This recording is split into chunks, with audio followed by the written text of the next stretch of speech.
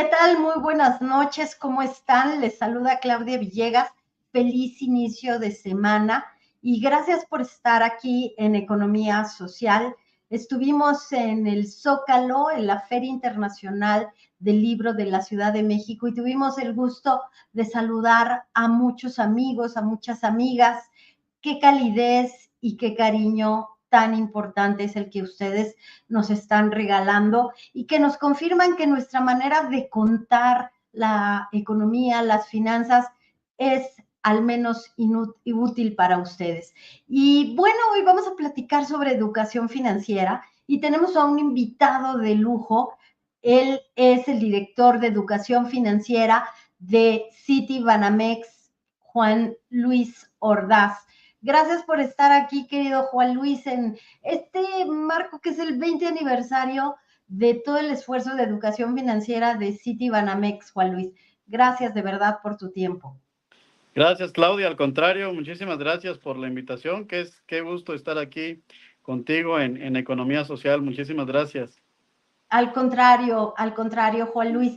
Y yo quisiera aprovechar esta oportunidad para que platicáramos un poquito de qué sucede hace 2 décadas cuando Citibanamex comienza a observar que la educación financiera es muy importante incluso para hacer crecer los mercados de clientes bancarios, muy importante para tener una mejor relación con los clientes, porque casualmente, fíjate, son 20 aniversario de Citibanamex. Déjame hacer una vinculación. Ayer nos pudimos saludar también en el 20 aniversario de Saber Gastar de nuestro amigo y colega Yanko Abundis, y Revista Fortuna también cumple 20 años. Hace 2 décadas que, desde mi perspectiva, Juan Luis, comenzó a cambiar la manera en que veíamos la economía después de devaluaciones, después de los crack bursátiles, después de todo ese shock de los 3 ceros, de la inflación galopante, pero aquí lo que importa es lo que tú nos puedas contar. ¿Qué sucedió que hace 20 años cambió la manera de ver las finanzas y sobre todo las personales, querido Juan Luis? Muchas gracias. Sí, como bien lo comentas, Claudia, yo creo que, pues sí, hace un par de décadas en México no existía, no estaba como parte de la agenda nacional el tema de las finanzas personales, el tema de la educación financiera, y pues hubo una coincidencia de estos esfuerzos, que justo lo que vino a hacer es que se centra ya el tema de las finanzas personales, pero no solo eso. Yo creo que México en ese sentido ha sido pionero a nivel mundial, porque si revisamos lo que ha ocurrido en todo el mundo, pues no vamos a encontrar quizás muchos esfuerzos que se hayan hecho en ese sentido a nivel global. Entonces, de hecho, la propia Organización para la Cooperación y el Desarrollo Económico empieza a hablar, a dar una definición como tal de la palabra educación financiera hasta 2005, cuando aquí, como bien ya apuntas, desde 2004, pues ya teníamos experiencias, ya nos habíamos adelantado un poquito al contexto internacional, pero es hasta la crisis del 2008, 2009, cuando ya a nivel mundial pues empieza a haber una preocupación más seria por la educación financiera. Ya los organismos internacionales, el Banco Mundial, el Fondo Monetario Internacional, la Organización para la Cooperación y el Desarrollo Económico, empiezan a hacerle solicitudes ya propiamente a los países de empezar a desarrollar temas de educación financiera. Y entonces, pues así es como me parece que el mundo empieza a profundizar en estos temas, pero sí, ya México pues llevaba a lo mejor media década ya recorrida en la materia, y pues creo que eso se ha visto reflejado en los comportamientos de los mexicanos en general. Juan Luis Ordaz, tú como cabeza, como pues líder de los esfuerzos de educación financiera de Citibanamex, y que llega en unos días, vamos a ver muchas notas sobre este 20 aniversario. ¿Qué nos puedes decir sobre cómo la situación actual de la economía mexicana, en donde, fíjate, hay un flujo que está recibiendo por primera vez un segmento de la población que no había recibido estas transferencias directas de efectivo. Y yo me aventuré a sugerir, y yo entiendo que habrá muchas personas que quizás tengan que gastarlo todo, pero parece ser como un buen momento para ahorrar. Esto y después de la pandemia, en donde también aumentó el flujo de ahorros de los mexicanos. ¿Qué podemos leer ahora con estas dos coyunturas, querido Juan Luis? Pues mira, como bien lo apuntas, de hecho, en la reciente crisis fue la primera donde se observa un comportamiento distinto a lo que ocurría en las anteriores crisis. Generalmente, como bien lo apuntas, la crisis, por ejemplo, del 90, del 82, luego por ahí la del 95, luego incluso la de 2001, la del 2008, ya empieza a cambiar la situación. Todavía en la del 2001 se dispara la morosidad. Los mexicanos, un primer mecanismo de solución probablemente ante la crisis económica fue pues endeudarse, pero no solo endeudarse, dejar de pagar deudas, adquirir a lo mejor compromisos, pero no tener la capacidad para poderlos enfrentar. Lo que se vio en la crisis reciente fue que no solamente los mexicanos no se dispara, pues el endeudamiento, no se dispara la morosidad, pero el ahorro, a diferencia de lo que ocurrió antes, por primera vez en plena crisis, incrementa. Entonces creo que esto sí nos habla de que hoy los mexicanos estamos teniendo un comportamiento diferente. Probablemente aprendimos a lo mejor a la mala quizás de las crisis anteriores, quizás también todos estos esfuerzos que se han venido realizando a través, por ejemplo, de instituciones privadas, como en este caso Citibanamex, como lo que nos comentabas ayer del evento de ayer, de Saber Gastar, como todos los esfuerzos que ha venido realizando instituciones gubernamentales como la CONDUCEF y esfuerzos pues, que ha venido desarrollando también la sociedad civil, la banca en general, diferentes también actores que por su cuenta se han sumado. Hoy a lo mejor tenemos ya personas que a través de las redes sociales informan y dan eh, pues más profundidad también sobre estos temas. Entonces creo que todo eso pues ha dado una coyuntura distinta, como bien lo comentas. Y ahora pues también esto que se está presentando, o sea, por ejemplo también pues los flujos que se están recibiendo o que reciben las familias aquí en México a través de lo que envían pues los connacionales de otros países, pues ha venido también, incluso en plena crisis económica, pues ha sido un flujo que ha ayudado a muchas de las familias y que, bueno, han sido también un elemento a nivel incluso macroeconómico importante. Y pues sin duda alguna creo que todos estos elementos donde pues yo creo que sí ya los mexicanos estamos aprendiendo. Hay por ahí algunas encuestas del Banco de México que muestran cómo los mexicanos nos estamos endeudando mejor. Eso también creo que es parte y eso es reflejo pues, de todo esto, de que se tiene hoy, me parece, una mejor educación financiera y me parece que también así lo muestran algunas encuestas nacionales. Juan Luis, 20 años de educación financiera.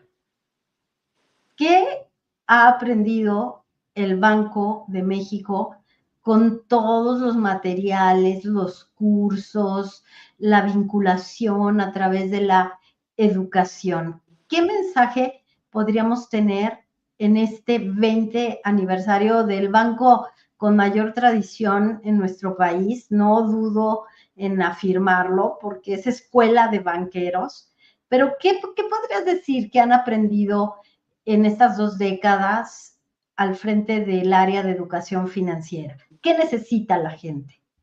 Pues mira, cuando el programa surge bajo el liderazgo de Loreto García Muriel, que bueno, ella nos va a estar acompañando también en nuestro evento del 20 aniversario que vamos a tener el próximo jueves. Y pues tuvo que hacerse mucho a prueba y error. Tuvo, a lo mejor al principio, me parece que a ella le toca un momento complejo, en el sentido de que se tuvo que convencer primero al interior del banco que esto era relevante. Segundo, dentro del sector, porque había una creencia, la creencia de que, oye, si preparas más a los clientes en estos temas, pues a lo mejor ya no te van a comprar tus productos, ya no vas a ganar lo mismo, ya no van a ser tan rentables. Entonces, era una creencia que se tenía dentro del sector. Hoy ya, pues las investigaciones, los estudios han mostrado que eso no es así. Al contrario, personas que tienen mayor preparación financiera, pues son al final los clientes más rentables para las instituciones financieras. Pero contra eso, me parece que es contra lo primero que se tuvo que enfrentar, trabajar cuando el programa surge. Y ahora, pues como no había nada desarrollado, pues mucho fue a prueba y error, fue a ver esto funciona, no funciona, qué hacemos. Tampoco había información sobre el comportamiento financiero de los mexicanos. La primera encuesta que se hace sobre cultura financiera de los mexicanos fue en el año 2008 y la realiza precisamente el programa de educación financiera de Citibanamex en conjunto con la Universidad Nacional Autónoma de México. Entonces, no había tampoco información, no sabíamos cómo nos comportábamos los mexicanos. Hoy, pues ya afortunadamente ya tenemos la encuesta nacional de inclusión financiera, hoy tenemos ya la encuesta sobre salud financiera, que me parece han sido grandes aciertos, grandes avances que hoy nos dan información sobre el comportamiento financiero de los mexicanos. Y bueno, de lo que hemos aprendido a lo largo de estos años, pues es que funciona todavía mucho la parte personal. A veces, pues la parte digital es más económica, podemos llegar a más personas, pero nos ha funcionado bastante todavía ir a las escuelas, tener presencia en lugares apartados del país, a donde llegamos, ir a las empresas, visitar directamente, llevar nuestros contenidos, nuestros talleres, pues a todas las personas que así lo soliciten, que así lo requieran. Todo lo que nosotros hacemos es completamente gratuito para los beneficiarios. A la fecha, pues hemos llegado a un gran número de mexicanos, alrededor de 20 millones, y en lugares apartados donde probablemente y no únicamente a los clientes nuestros.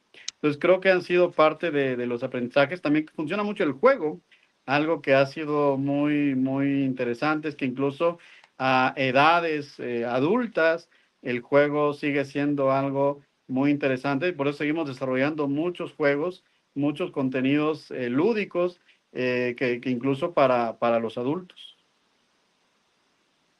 Juan Luis, este tema de lo lúdico, de los juegos, de no tenerle miedo a los productos bancarios, de ir a preguntar, oye, ¿qué tasa puedo tener para mejorar? ¿Qué condiciones debo cumplir para tener acceso a un crédito?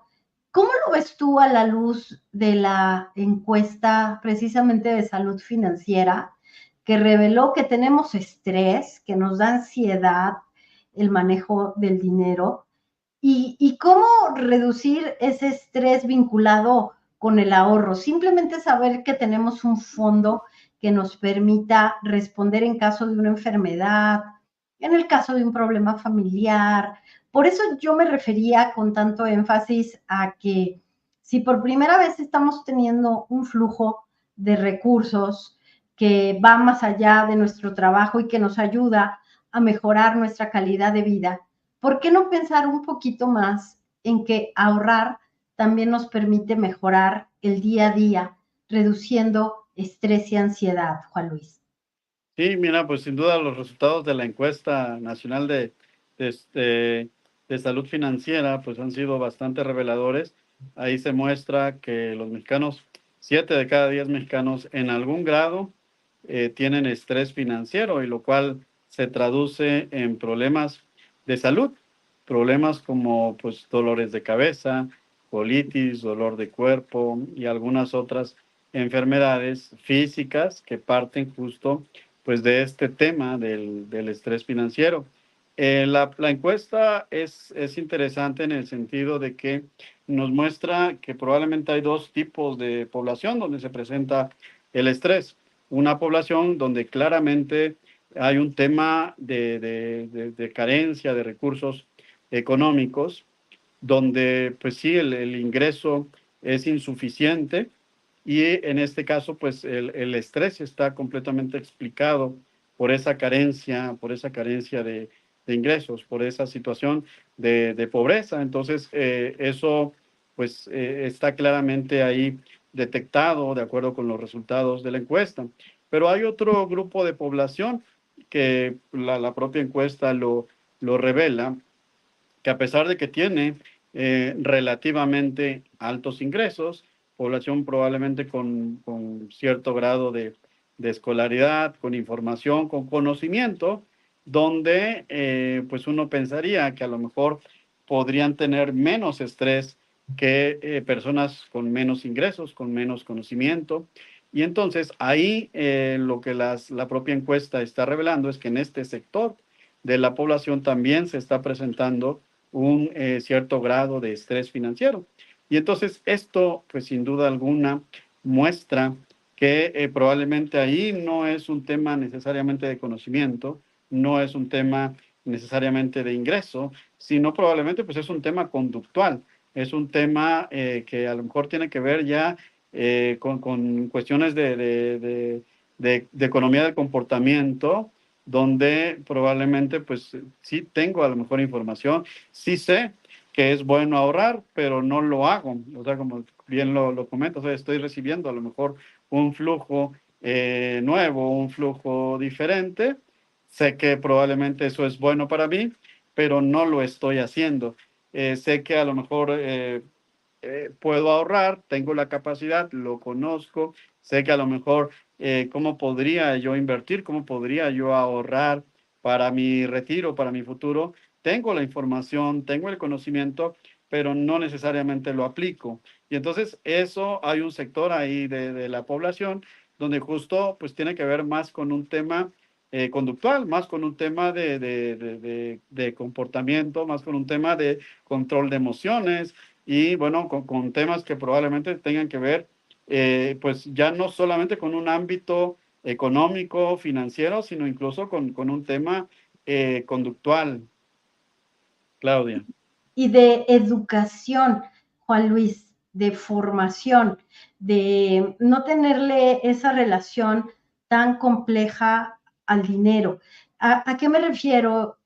Muchos de nosotros hemos crecido en familias en donde el dinero se interpreta o se maneja con escasez o se maneja con mucho dispendio, que es lo que tú decías. No, el tema del estrés no es exclusivo de un cierto nivel de ingreso, sino nos explicaba Óscar Rosado, que ayer tuvimos el gusto de saludarlo también, al presidente de la Comisión Nacional para la Defensa de los Usuarios de Servicios Financieros, la Conducef, nos decía, ganes poquito o ganes mucho, si no lo sabes administrar, no te va a alcanzar.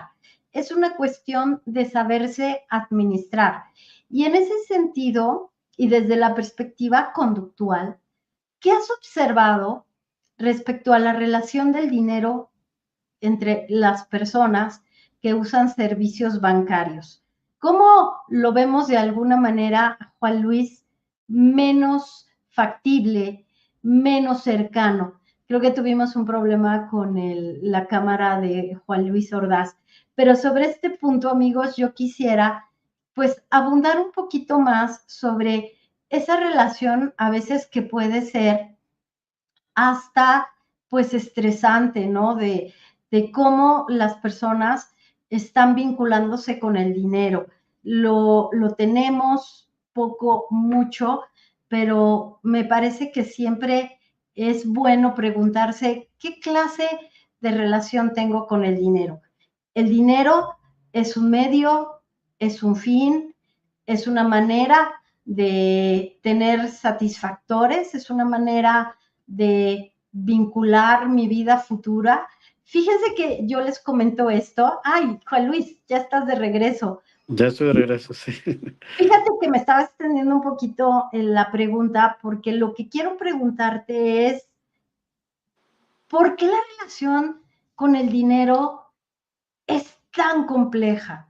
¿Por qué no aprendemos a ver el dinero como un insumo, como un producto? Y lo vemos en un asunto vinculado hasta con la escasez, con la abundancia, con lo conductual y lo emocional. Pero con todo el trabajo que tú has hecho, ¿qué nos puedes contar de cómo las personas ven la relación con el dinero?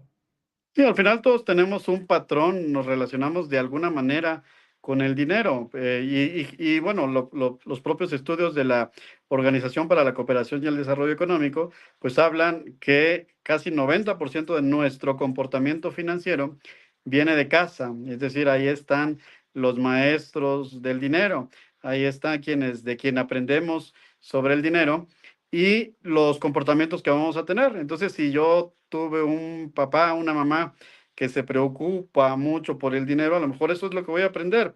O si son muy desprendidos, si llega dinero y enseguida nos deshacemos de él, pues es probablemente lo que yo voy a aprender si no lo administro, como por ahí lo comentabas, de forma adecuada, pues a lo mejor es parte de los comportamientos que yo voy a ir adquiriendo. Si alguien se endeuda demasiado, pues es parte de mi vida, lo voy a ver como algo normal.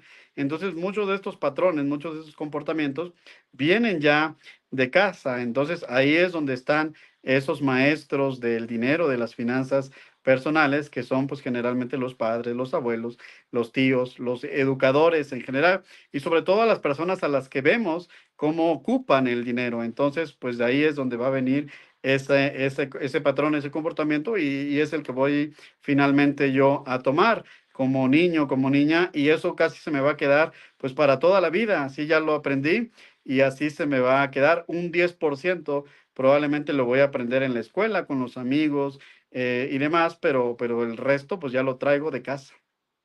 Por eso es tan importante, Juan Luis, y quisiera preguntarte si tienes información de más avanzada, tan importante la educación financiera en los programas educativos. Y creo que no se ha logrado. ¿Tú cómo lo ves? Primaria, secundaria, preparatoria. A veces el emprendimiento se introduce en la preparatoria. Ya vemos ciertas iniciativas para iniciar un negocio en algunas preparatorias, pero ¿por qué no la tenemos todavía la educación financiera como una materia en la educación básica y superior? Sí, yo creo que justo tiene que ser una labor de convencimiento, ¿no? Cuando realmente todos nos convenzamos de que esto sirve, de que esto funciona, de que esto es necesario hacerlo desde las etapas tempranas. Por ahí el premio Nobel en Economía, James Heckman, ha hablado de una curva donde hacer una intervención a temprana edad es muchísimo más barato y trae mejores efectos que hacerlo ya a una etapa posterior, y se refiere mucho a la educación en general, pero creo que esto aplica a los temas de las finanzas personales y de la educación financiera, donde si se hicieran intervenciones, si a los niños se les enseñara sobre todos estos temas, pues esos comportamientos al final son con los que nos quedamos. Cuando ya un comportamiento se aprendió de niño, cuesta mucho trabajo quitarlo o cambiarlo ya cuando somos adultos. Entonces, si a los pequeños desde pequeños precisamente les enseñáramos sobre los temas de las finanzas personales, la inversión e incluso el emprendimiento tiene muchos efectos en cuanto a, por ejemplo, que generalmente está demostrado las personas que tienen más habilidades socioemocionales son las que al final logran destacar más, como la autoconfianza, el ingenio, la creatividad, la perseverancia y todas estas habilidades. El emprendimiento justo nos ayuda a mantenerlas, porque en realidad si observamos a un pequeño tiene todas esas habilidades, es curioso, tiene mucha autoconfianza, así se aprende a caminar, es perseverante, pues lo mismo, así aprendió a caminar. Y cuando un niño trabaja la parte del emprendimiento, que digo, no es ponerlo a trabajar, es ponerlo justo a que esas habilidades que tiene, que le gustan, donde algo le apasiona, pues que lo siga haciendo, que desarrolle precisamente su creatividad, su curiosidad, que la mantenga, su ingenio, que lo eche a volar, lo eche a andar. Pero a veces, pues incluso en casa, nosotros mismos vamos quitando con cosas muy sencillas, le vamos quitando a los pequeños esa posibilidad de lograr, pues, cosas por ellos mismos. Claudia. Como doctor en economía, maestro en economía por el Colegio de México y conferencista en muchos países, Juan Luis, y con la experiencia de haber participado en más de 40 publicaciones, en libros y revistas arbitradas y de divulgación, dinos por favor, ¿qué podemos esperar en los próximos años de la educación financiera? Yo ayer le preguntaba justo a Oscar Rosado y te lo pregunto a ti también. Viene la etapa en donde se desarrollarán productos ligados con el comportamiento, con la conducta, con las emociones, pero no para llevarte a adquirir más tarjetas de crédito o a gastar más, sino al contrario, Juan Luis, para aprender a ahorrar, para poder calificar mejor, para tener un crédito. ¿Tú qué ves en el futuro de la educación financiera y de los productos financieros? Pues sí, de hecho ya tenemos toda la parte de digital donde está avanzando a pasos agigantados la inteligencia artificial. Yo casi me imagino que hoy, por ejemplo, a lo mejor tú te tienes que convencer de que un seguro cuando vas a hacer un viaje es bueno, o a lo mejor ya sabes que es bueno, pero no lo realizas. ¿Cómo veo el futuro? A lo mejor tú estás en este momento ya comprando el boleto para irte al viaje y se va a poder detectar con una gran facilidad que ya te estás yendo de viaje o se va a poder predecir básicamente que ya está por llegar un miembro a la familia y ya casi te va a llegar tu producto y te dicen, oye, mira, aquí está el seguro de educativo para tu hijo, tiene estas ventajas, adquiérelo, sí o no, y a lo mejor facilitarte, darte esos notch, esos empujones de los que hablan por ahí algunos expertos en economía conductual y pues creo que así va mucho encaminado el futuro a donde facilitarte las decisiones financieras correctas, adecuadas para que te beneficien, para que faciliten tu vida, para que ya a lo mejor no me tengo necesariamente que estar preocupando por ver mucha información, sino inmediata, o incluso dar ese paso por mi cuenta, donde a lo mejor yo sí sé que es bueno comprarle un seguro educativo a mi hijo, pero pues me cuesta, no sé dónde, no veo, y dijo, bueno, y voy dejando el tiempo y ya no lo hago. Entonces creo que eso es lo que nos va a ir ayudando poco a poco la tecnología y para poder predecir también comportamientos futuros y para poder ayudar a tomar decisiones financieras correctas. Juan Luis, gracias por esta gran conversación, por regalarnos tu tiempo y sobre todo por darnos estas pistas de cómo viene la educación financiera.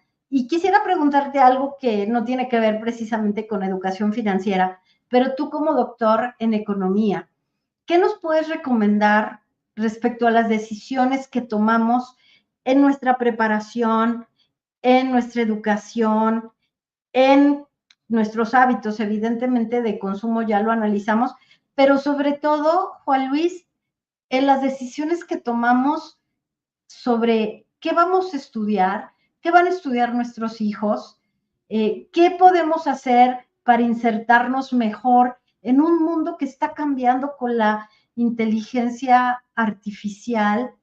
Eh, Creo que tenemos que tener acceso a más información. No sé, yo cuando era pequeña decían, muchas personas, hay que estudiar derecho porque es una gran carrera, o hay que estudiar contabilidad. Y de repente las carreras se ponían de moda, pero no porque tuviéramos esa vinculación que tienen otros países.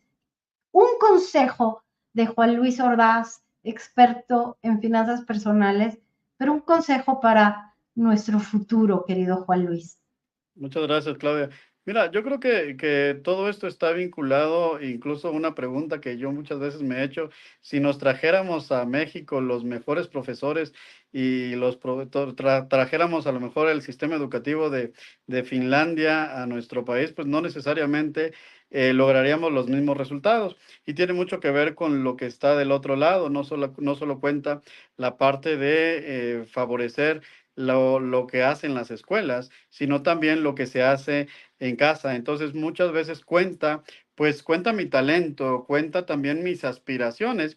Generalmente las personas vamos a aspirar a cosas que vamos a conocer. Yo difícilmente, si no conozco de qué se tratan los astronautas, o a lo mejor hay pequeños que ni siquiera lo saben, pues nadie va a aspirar a ser un astronauta. Si alguien ya conoce que existen algunas determinadas carreras, como bien lo decías, el derecho, la economía, la contabilidad, algunas otras, entonces probablemente puedo aspirar a estas carreras, pero tiene mucho que ver primero con mi entorno, tiene que ver también con mi talento, para qué soy bueno, y entonces donde se conjuntan ambas, pues creo que ahí va a ser la mejor conexión, entonces, y no necesariamente con aquello que el mercado está demandando. ¿Qué pasa muchas veces? Que pues de hecho, a la mayoría de las personas van a ir a una carrera, van a estudiar y luego van a irse a un trabajo, y ese trabajo no necesariamente los hace felices, no es el trabajo que más nos llena, el que más nos satisface, con el que mejor nos sentimos,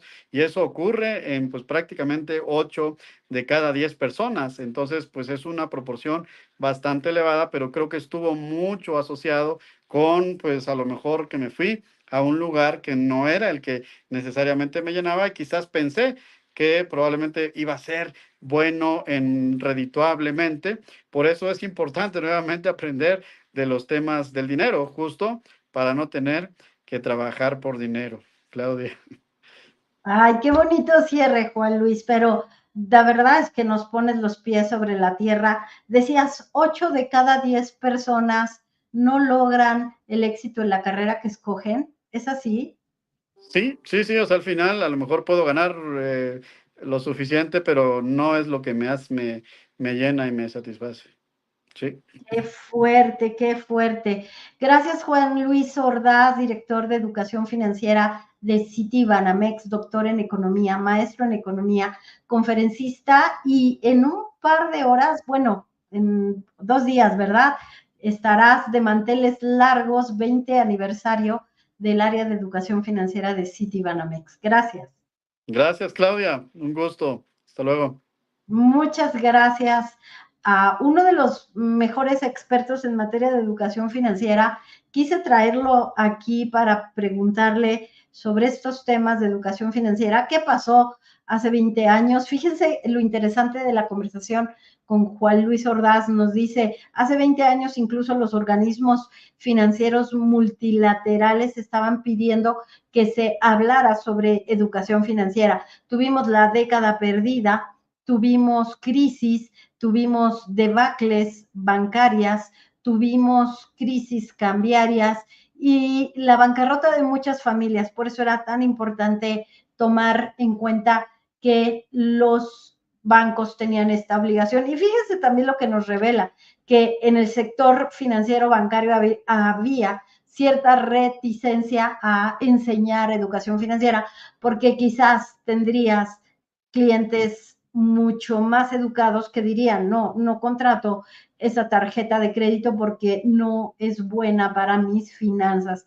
Interesante lo que uno va obteniendo de las pláticas. Y yo quiero terminar esta conversación agradeciéndoles otra vez a todas las personas que estuvieron con nosotros en la explanada del Zócalo con la tripulación astillero, con el maestro Julio Hernández. Hablamos de periodismo, hablamos de muchas cosas con la firme convicción de que somos un equipo que está vinculado con el pensamiento crítico, que no aplaudimos por aplaudir, que estamos siempre vigilantes de la rendición de cuentas que debe dar el poder político, el poder económico, el poder económico que muchas veces quiere avanzar sobre los intereses de la colectividad.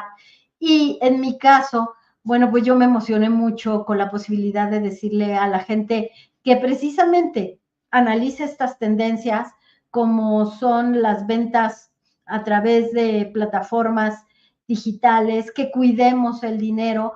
Evidentemente es una situación que no nos corresponde solo a nosotros como consumidores, corresponde a las autoridades observar si estas plataformas podrían tener una mayor y una mejor inserción en el modelo económico para no causarnos lo que está sucediendo. No pagan impuestos. Las plataformas que envían productos no están pagando impuestos. Por otro lado, la irrupción de productos chinos que tenemos en muchas ciudades del país tampoco está generando una recaudación tributaria porque no están pagando tampoco impuestos. Y finalmente, también algo que les comenté en el Zócalo, que no nos digan que no podemos ser parte de este cambio, pero me quedo con las palabras de José Alberto Mujica Cordano. Ustedes saben quién fue. Bueno, es guerrillero, político, agricultor uruguayo y expresidente del Uruguay entre 2010 y 2015. Hace unos días, el expresidente José Mujica decía, soy un hombre viejo, me estoy yendo, son ya pues los últimos mensajes que podré dirigirles y que ahora ustedes tendrán que hacer ese abrazo que yo quise tener con mi carrera como político. Y algo que les dijo a los uruguayos es que el gobierno de Uruguay tiene la obligación de integrar a la mayor cantidad de personas posibles a las plataformas educativas, a las plataformas de desarrollo, para que no se conviertan en personas irrelevantes, en los irrelevantes. Aquellos dijo que ni siquiera merecen ser explotados.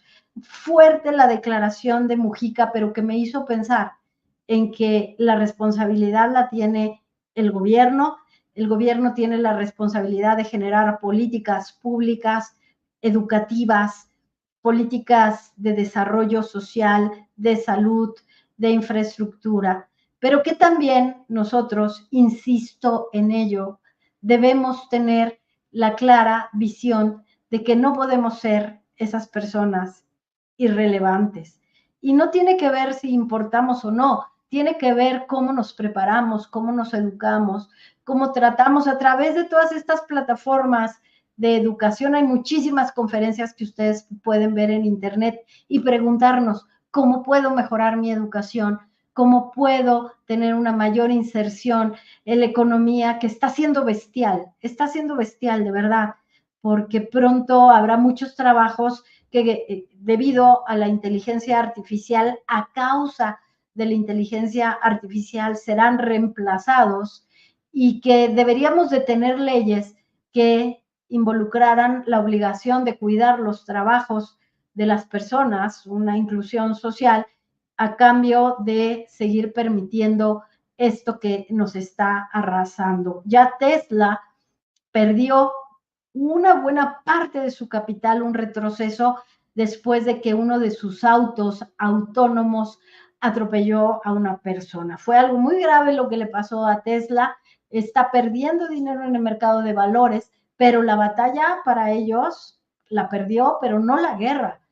Tesla y las empresas de inteligencia artificial quieren tener más participación en el mercado, tener un taxi o un auto que nadie conduzca para seguir avanzando sobre los trabajos de las personas. Qué fuerte lo que dice José Alberto Mujica de la responsabilidad de los gobiernos. Y yo quisiera agregar en la economía social, bueno, pues el gobierno tendrá responsabilidad, pero también nosotros. La presidenta Claudia Sheinbaum dijo que se eliminará la comida chatarra, basura de las escuelas. Asumamos el desafío, cuidemos también a nuestros hijos, enviémosles, si podemos, espero que sí, un buen desayuno, un buen lunch, hagamos que beban agua, que no beban refresco. Todo eso forma parte de la responsabilidad. Y bueno, como nos dice Juan Luis Ordaz de Educación Financiera, hagamos lo necesario para ahorrar, para tener un buen patrimonio a través de educación financiera, no gastando. Dice Yanko Abundis, a quien le mando un gran abrazo de saber gastar. A veces no comprar un café todos los días, a veces ahorrar poquito, 10, 15 pesos, en el largo plazo nos hace la diferencia. Una disculpa por lo idealista, pero quiero seguir hablando de esto porque el periodismo también es periodismo de servicio, que sigamos platicando de cómo podemos lograrlo, de cómo podemos hacerlo. Gracias, gracias de verdad por la oportunidad. Yo soy Claudia Villegas, esto es Economía Social. Gracias por todos sus comentarios, los vamos a comentar en la próxima edición. Gracias por estar aquí y hasta pronto el próximo viernes aquí en Economía Social. Quédense aquí en Astillero.